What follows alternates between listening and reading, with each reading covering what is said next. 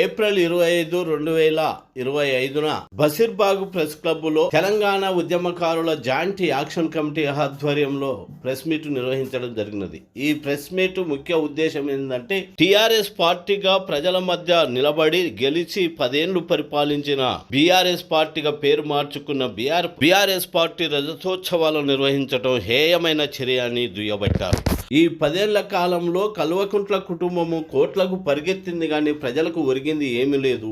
ధరణి పేరుతోటి భూమినంతా దురలే దండుకున్నారు. కౌలు చట్టాన్ని తీసేసి కష్టపడేవాడికి విలువ లేకుండా చేసింది. ప్రాజెక్టులు నీళ్లు ఫామ్ హౌజులకు పంటలైనవి. ప్రశ్నించిన పాపానికి నేరెల్లా రక్తసిక్తమైంది. ఎందరిపైనో ఉద్యమ కేసులు అట్లా ఉండగానే కొత్తగా ఉపా చట్టం కేసులు నమోదైనవి ఈ కాలంలోనే అంటూ ప్రజలు మొత్తము కల్వకుంట్ల రథోత్సవాలను తిప్పికొట్టాలని పిలుపునిచ్చారు ఉద్యమకారుల జేఏసీ. అంటే ఇదంతా కూడా తెలంగాణ ప్రజలకు సంబంధించినటువంటి యొక్క విషయమే. కాబట్టి తెలంగాణ ప్రజలను మోసగించి తెలంగాణ వనరులను కొల్లగొట్టి మీరు ఈ యొక్క హైదరాబాద్ నగర చుట్టుముట్టు 10,000 ఎకరాల భూములు చెరబెట్టినారు, లక్షల కోట్లు సంపాదించినారు. అదేవిధంగా మరో 10,000 ఎకరాల భూములు ప్రభుత్వం పేరు మీద అమ్మినారు. కాళేశ్వరంలో 1,40,000 కోట్లను పెట్టినారు. కానీ ఏ ఒక్క కనీసం చెంచడి నీళ్లు కూడా రైతులకు అందినటువంటి పరిస్థితి లేదు. ఒక గడిల పాలన, ఒక దుర్మార్గ పాలన, ఒక ధరల పాలన, ఒక విధ్వంస పాలన మీరు సాగించినారు. అందుకే మీకు ఎలాంటి నైతిక హక్కు లేదు. ఈ రోజున మీరు వరంగల్లో ఏదైతే ఏప్రిల్ 27 తారీఖు నాడు పెట్టబోయేటువంటి యొక్క ఏదైతే మరి యొక్క మహాసభ ఉన్నదో, బహిరంగ సభ ఉన్నదో, మీరు ఈ బహిరంగ సభ పెట్టుకోవడానికి ఎట్టి అర్హత లేదు. మీరు దొంగలు, మీరు పెద్ద బట్టెబాజులు, మీరు పెద్ద అబద్ధాల కోరులు. అబద్ధం అంటే గ్లోబల్ అంటే అబద్ధాలకు నిలయం అని అనుకుంటాం, కానీ ఆ గ్లోబల్ గురువులు, ఆ గ్లోబల్ కూడా బహుశా మీ దగ్గరనే నేర్చుకున్నాడేమో అబద్ధాలని. ఎందుకంటే ఈ రోజున బీఆర్ఎస్ పుట్టి ఎన్ని ఏళ్ళు అవుతుందా అంటే కానీ 3 ఏళ్ళు అయిందో కాలేదో డౌటే. కానీ మీరు ఇప్పుడు బీఆర్ఎస్ పేరు మీద బీఆర్ఎస్ పుట్టి రజతోత్సవాన్ని జరుపుకుంటా ఉన్నారు. ఇదో పెద్ద అబద్ధం. అసలు బీఆర్ఎస్ పుట్టే 3 ఏళ్ళు అయితే రజతోత్సవాలు ఎట్లా జరుపుకుంటారు? మీరు టీఆర్ఎస్ అని పెట్టుకుంటే ఒక అర్థం ఉన్నది. కానీ బీఆర్ఎస్ పేరు మీద రజతోత్సవాలు అంటే నీ యొక్క నిలువెత్తు విషమే, నిలువెత్తు అబద్ధమే. మీ యొక్క జీవితం అంతా అబద్ధం, నోరు జరిస్తే అబద్ధం. అందుకే ప్రజలు కర్ర కాల్చి బాధ పెట్టినారు. అయినప్పటికీ కూడా మీకు బుద్ధి రాలేదు. కాబట్టి ప్రజల రక్తాన్ని తాగినటువంటి యొక్క మీకు వరంగల్లో బహిరంగ సభ పెట్టుకునేటువంటి యొక్క అవకాశాలు లేవు. ఆ రకంగా ప్రజలారా మీరందరూ కూడా వెళ్ళకండి. మీరందరూ బహిరంగంగా మేము చెప్తా ఉన్నాం, మీరు వెళ్ళకండి. ఈ రోజున అధికారం పోయింది కదా అని అనేక రకాలుగా మాట్లాడుతున్నారు వాళ్ళు. అధికారం మళ్ళీ వస్తే మనకు మళ్ళీ చిప్పగతే, మనకు చెప్పులు చూపించే గతే మళ్ళీ వస్తుంది తప్ప ప్రజలకు ఎలాంటి సదుపాయాలు నెరవేరవు అని ప్రజలకు కూడా విజ్ఞప్తి చేస్తాను.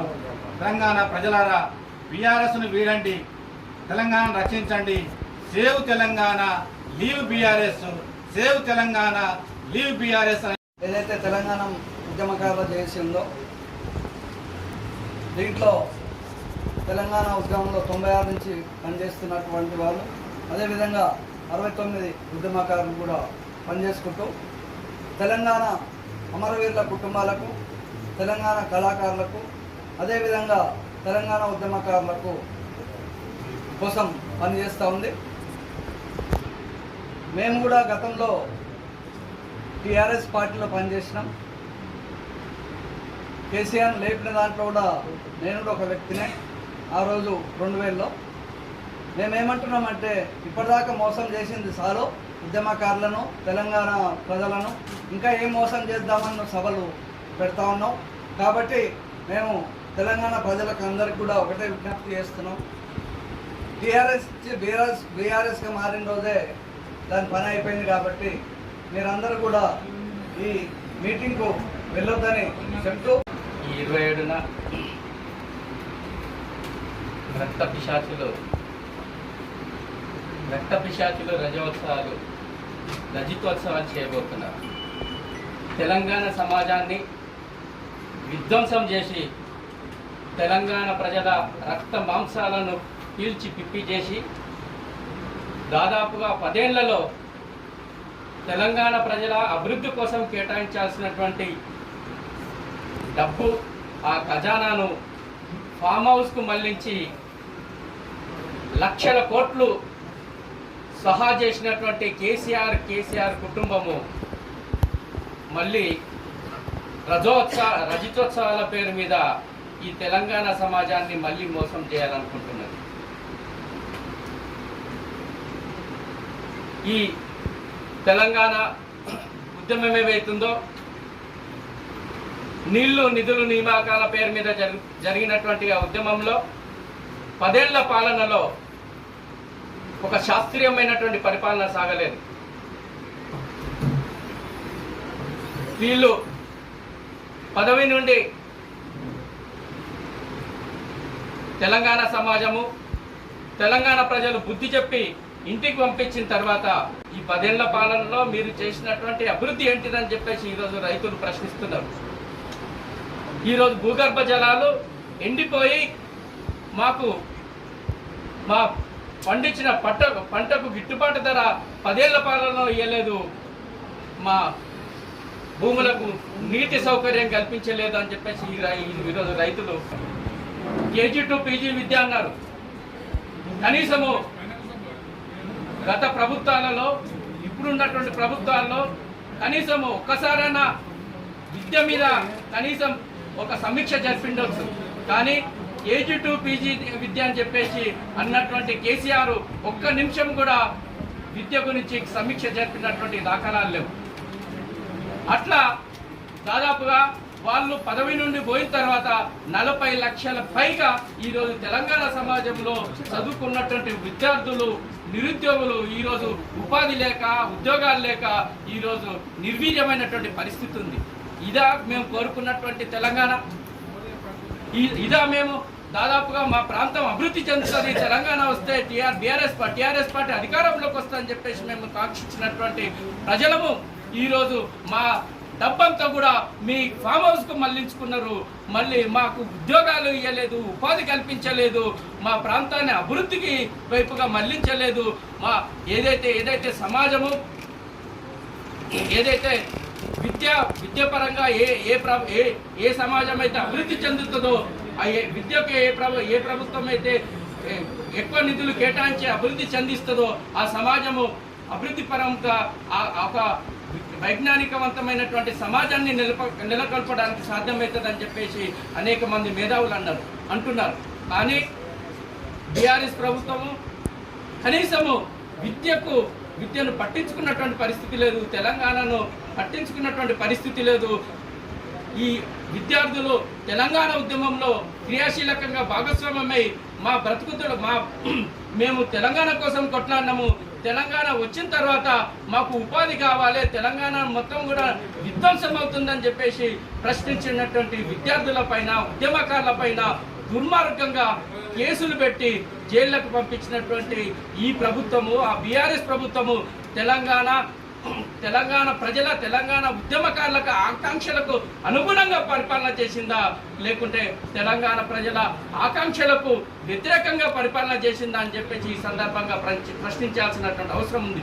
ఇప్పటికీ కొన్ని వందల మంది వేల మంది కోట్ల చుట్టూ తిరుగుతున్నారు. ఈ ఉద్యమకారుల పేరు మీద తెలంగాణ ఉద్యమంలో భాగస్వామ్యమైనటువంటి వాళ్ళ కేసులు ఎత్తివేస్తామన్నారు.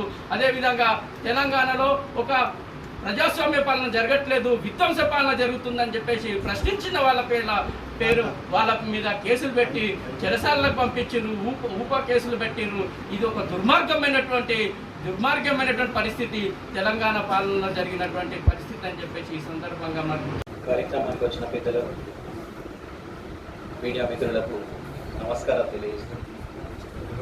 కల్వకుంట్ల కుటుంబం గత దశాబ్ద కాలం చేసిన పరిపాలనలో అవినీతి లేని డిపార్ట్మెంట్ అంటూ ఏది లేదు. నీళ్లు నిధులు నియామకాల కోసం సబ్బండ వర్గాలు, కవులు, కళాకారులు, రచయితలు, మేధావులు, విద్యార్థులు అందరూ కలిసి సాధించుకున్న తెలంగాణలో ఒక పర్టికులర్ ఎజెండా నీళ్లు నిధులు నియామకాల కోసమే జరిగిన పోరాటం ఉద్యమంలో సాధించుకున్న తెలంగాణలో నీళ్లు నిధులు నియామకాలు ఏమైనాయో తెలంగాణ సమాజానికి అందరి ప్రపంచానికి తెలుసు. కేసీఆర్ కుటుంబం అధికారానికి ముందు, అధికారం తర్వాత వాళ్ళ ఆస్తులు ఏ విధంగా ఉన్నాయో కూడా సమాజానికి అందరికీ తెలుసు. కానీ ఈరోజు రజతోత్సవం ఉత్సవాలు చేసుకునే సందర్భంలో సమాజాన్ని ఇంకా కూడా మభ్యపెట్టాలి, సమాజం ఇంకా నా మాట చెప్తే వింటది, నేను చేసిన అవినీతులు ఎవరు గమనించట్లేదు అనుకునే విధంగా వాళ్ళు ఏదో మేము చెప్పే మాటలు విని మళ్ళా మాకు ఓటేస్తారు, మళ్ళా మాకు అధికారం దక్కుతుందనే భ్రమలో వాళ్ళు ఈరోజు ప్రజల్ని రెచ్చగొట్టే విధంగా మళ్ళీ ఉత్సవాలు చేస్తున్నారు. కానీ తెలంగాణ ప్రజలు చాలా చైతన్యవంతులు. ఇంకా మీ రోజులు చెల్లినాయి. ఇంకా టీఆర్ఎస్ కానీ మీ పార్టీ, మీ కుటుంబ పాలన అనేది ఇంకా చరిత్రలో కూడా రాబోయే రోజుల్లో ఎప్పుడు కూడా ఉండదని నేను మరొకసారి గుర్తు చేస్తూ